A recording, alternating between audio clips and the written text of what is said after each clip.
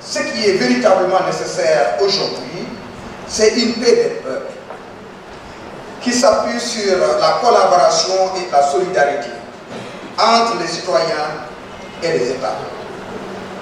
Les peuples doivent être des partenaires actifs dans ce processus afin de surmonter les divisions et de bâtir ensemble un avenir commun fondé sur la solidarité et la réconciliation. Mesdames et messieurs, il est grand temps de reconnaître que les États ont un rôle essentiel à jouer dans la construction de la paix. Mais il est également indispensable que les peuples s'engagent aux côtés de leur gouvernement. Plutôt que de considérer les États comme des obstacles de la paix, nous devons les voir comme des alliés potentiels dans le chemin vers une coexistence pacifique. Les institutions doivent être des instruments de justice et de sécurité. Mais elles doivent aussi être des catalyseurs pour une plus grande unité et une meilleure coopération entre les peuples.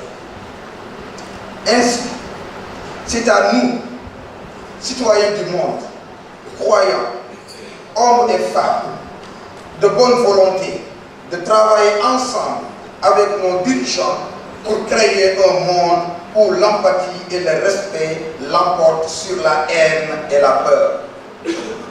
La paix n'est pas un don des puissants, mais une construction collective, une œuvre qui commence dans chaque communauté, dans chaque cœur humain, dans chaque acte de solidarité.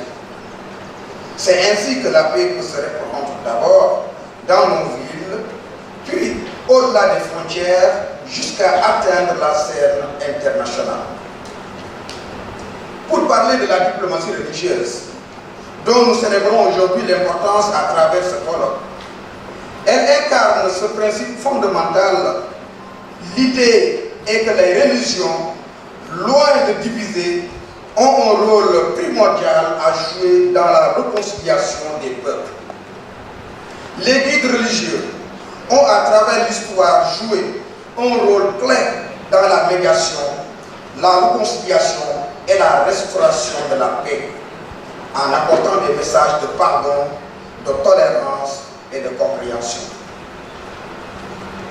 Les guides religieux, forts de leur légitimité morale et spirituelle, peuvent apporter cette voix humaine, ce souffle de paix, là où les politiques d'État se trouvent parfois limitées par leur propre logique.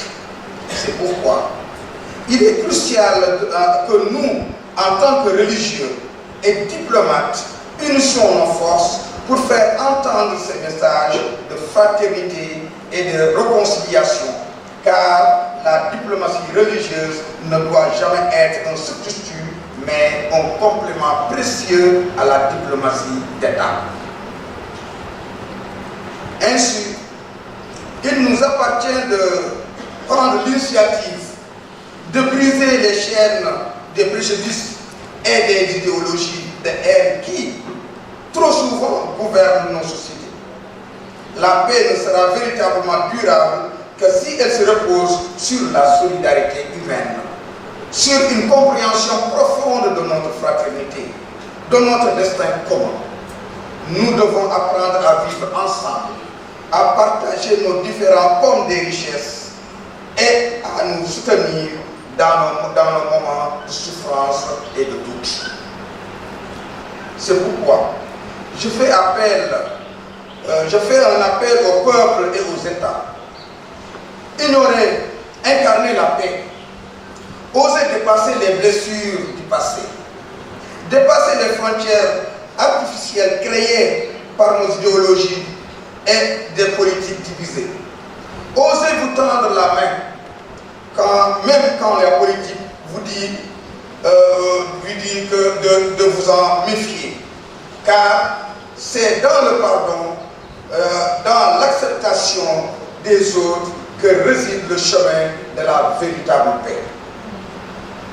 Ainsi, je ne saurais terminer mon discours sans lancer un cri de cœur au peuple qui souffrent à travers le monde, aux enfants innocents qui voient leurs rêves brisés, aux femmes courageuses qui portent sur leurs épaules le poids des épreuves, aux nations déchirées par les conflits et la guerre, que nos pensées s'élèvent vers eux dans un élan de solidarité et de compassion.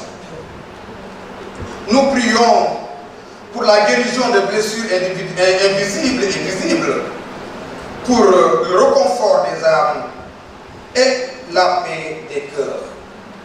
En ce moment de colloque international sur la diplomatie religieuse, c'est dire que nos prières sincères se fassent écho aux souffrances de ceux qui n'ont pas que l'espoir pour les miens. Que Dieu les accompagne et leur accorde la force de surmonter l'adversité et qu'il guide nos actions vers un avenir de paix et de fraternité pour tous.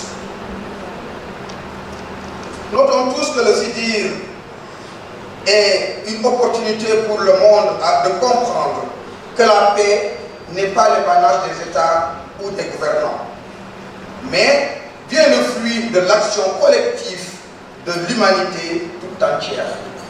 C'est une vision où les religions, loin de diviser, deviennent des catalyseurs de réconciliation, des guides dans le chemin difficile, mais ô combien nécessaire du pardon et de la paix. Le chemin est long, certes, mais il commence avec un pas. Et ce pas, c'est celui que nous faisons ensemble. Que l'héritage que nous laisserons soit celui de la compassion, du respect et de l'unité.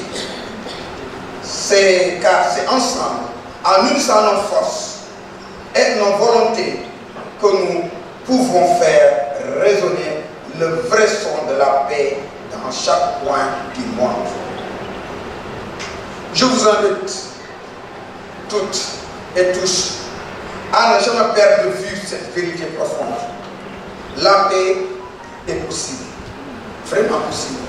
Elle est en nous, elle est entre nous, et elle se construit chaque jour avec courage et persévérance.